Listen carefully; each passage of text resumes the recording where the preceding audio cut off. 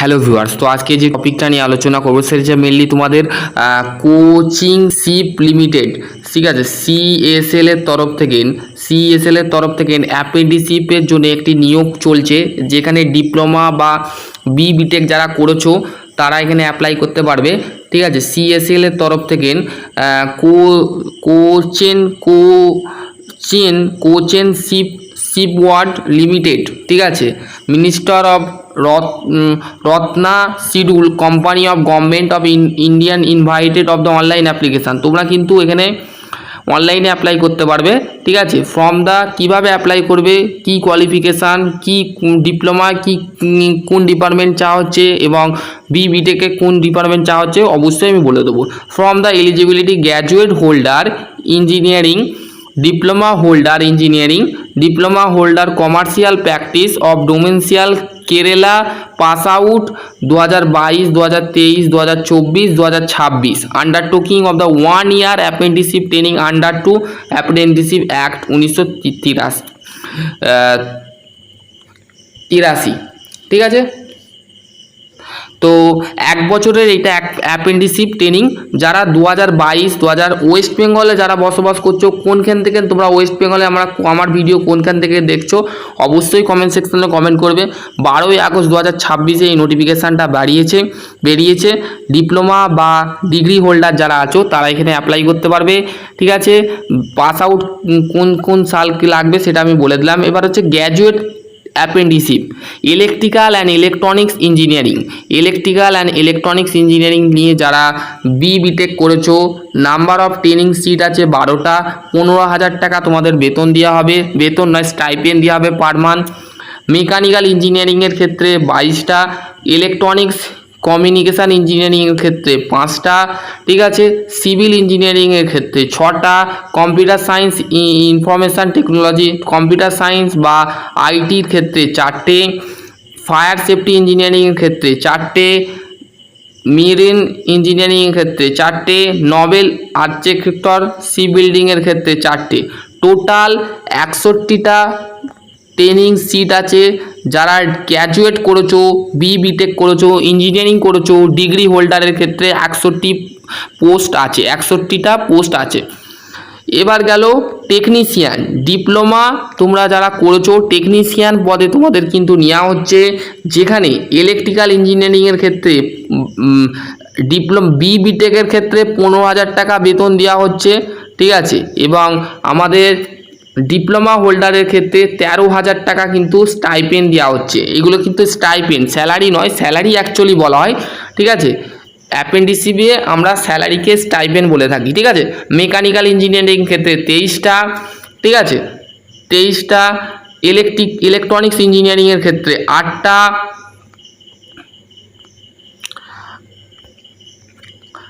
8টা, instrumental টেকনোলজির ক্ষেত্রে আইটির ক্ষেত্রে হচ্ছে 4টে, ঠিক আছে, এবং সিভিল ইঞ্জিনিয়ারিংয়ের ক্ষেত্রে 13টা, আর কম্পিউটার ইঞ্জিনিয়ারিংয়ের ক্ষেত্রে কম্পিউটার সায়েন্সের ইঞ্জিনিয়ারিংয়ের ক্ষেত্রে 5টা, কমার্শিয়াল প্র্যাকটিসের ক্ষেত্রে 10টা, মোট 87টা। বিটেকের ক্ষেত্রে 61টা আর ডিপ্লোমার ক্ষেত্রে হচ্ছে 87টা। ঠিক আছে, ডিপ্লোমার সংখ্যা খুব কম। ঠিক আছে, graduate apprenticeship a degree engineering granted of university of relevant of discipline a degree engineering technology graduate of the body the state of the government central government of the equivalent above. ঠিক আছে, এখানে aggregate থাকতে হবে CGPA, ওজিপি, CPI. ঠিক আছে, এবার হচ্ছে diploma যারা করেছে স্টেট কাউন্সিলিং বোর্ড থেকে এসসিভিটি, ঠিক আছে, এসসিভিটি থেকে যারা SCVT state counselling, West Bengal state counselling of vocational skill development থেকে যারা ডিপ্লোমা পাস করেছো তারা এখানে অ্যাপ্লাই করতে পারবে। ঠিক আছে,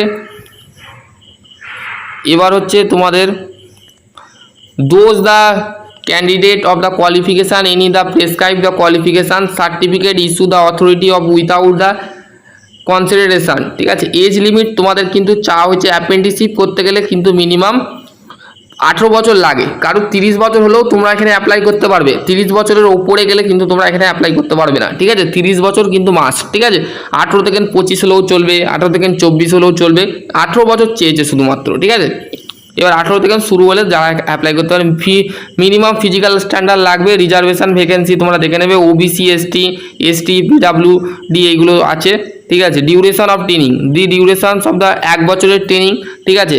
1 ইয়ার পার অ্যাপ্রেন্টিসশিপ, 1973, ঠিক আছে। তোমাদের কিন্তু এই ট্রেনিংটা 1 বছরের হবে। Previous training candidate who the undergo of the currently of the undergo of the apprenticeship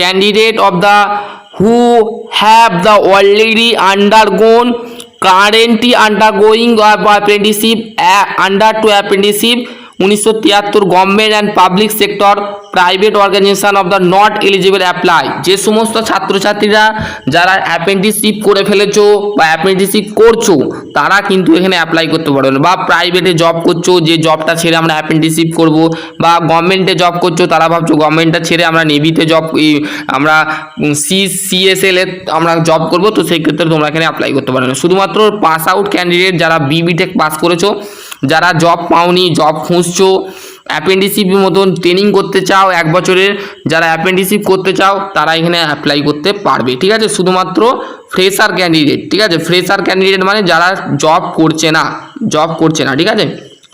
boarding and loading provide of the CSL during of the apprenticeship training period. Application fee কোনো কিন্তু টাকা লাগবে না, এখানে কিন্তু অ্যাপ্লিকেশান নীল করে দিয়েছে, মানে তোমাদের টাকা লাগছে না, এখানে তোমরা এখানে অ্যাপ্লাই করতে পারো, ঠিক আছে। এখানে কলাম এ কলাম বি দিয়েছে, এখানে তোমরা apprenticeship of registration of application submission of thought of the portal, এই যে পোর্টালটা আছে এই পোর্টালে যে কিন্তু তোমাদের রেজিস্ট্রেশন করতে হবে, ঠিক আছে।